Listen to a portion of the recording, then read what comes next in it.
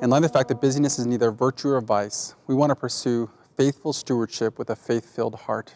Despite what people say, we want to be busy with the right things, but all the while having a heart that is at peace amidst the chaos of life.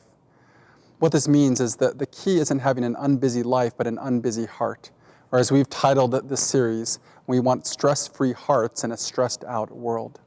Now this is where we're headed over the next 6 weeks. We're going to look at, one, is how we can have a heart of peace amidst the busyness of life, and two, how we make wise decisions to make sure that we're busy with the right things.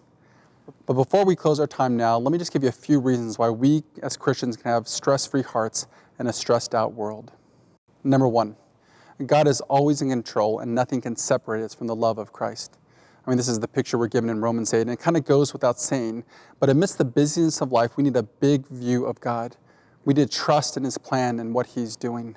Right? He's always in control. Even the difficulties and the sufferings of life are part of His plan to accomplish something good in our lives. Take, for instance, for those of you who are students, study hard. This isn't a call to be lazy. It's study hard, but trust God's plan for your life. Sometimes we think we get so stressed because we need to get into a good school or get a good job, but do your best and then trust that God's plan is right for you. Or think about our kids. I think we need to give them up to God. I think much of the busyness in this church is because many of us have kids and we're so stressed out about their future. And so we have them doing 1,000 things, hoping to prepare them for the world. And yet in reality, we're called to invest in them and to love them well, and yet we have to trust them to God. God is in control, and nothing can separate us from His love. Number two, peace is about a state of the heart, not the state of our circumstances. Think about Jesus in Mark chapter 4 being able to sleep amidst a life-threatening storm. Think about Paul's teaching in Philippians chapter 4. I encourage you to, when you have a chance, to study this passage.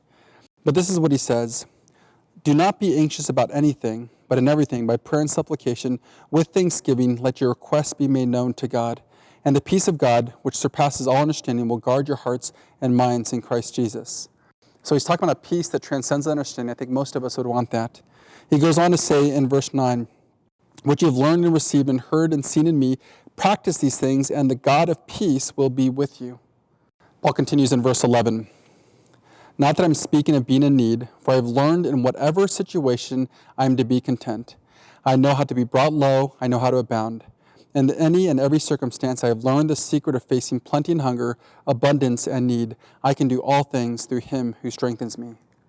Paul's saying that the peace of his heart, this peace that transcends understanding, isn't tied into his circumstances, it's tied into Christ. And because he can rest in Christ, he can know rest despite what's going on in his world. Number three, life is not ultimately about what we have done, but what Christ has done for us on the cross. This will be developed in the next study, but who we are is not defined by what we've accomplished, by what Jesus has accomplished for us. That means because we have an identity in Christ, we're God's children, we can rest and we can do the things that God has called us to do. I think a great example of this has been my father.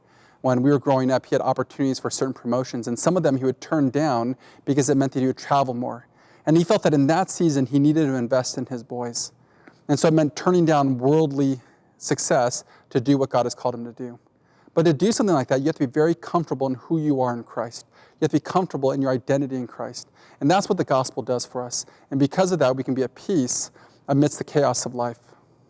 Lastly, God's economy is different than our culture's. I think so often we're busy because we're pursuing the world's idea of success. We want to achieve and accomplish more and more.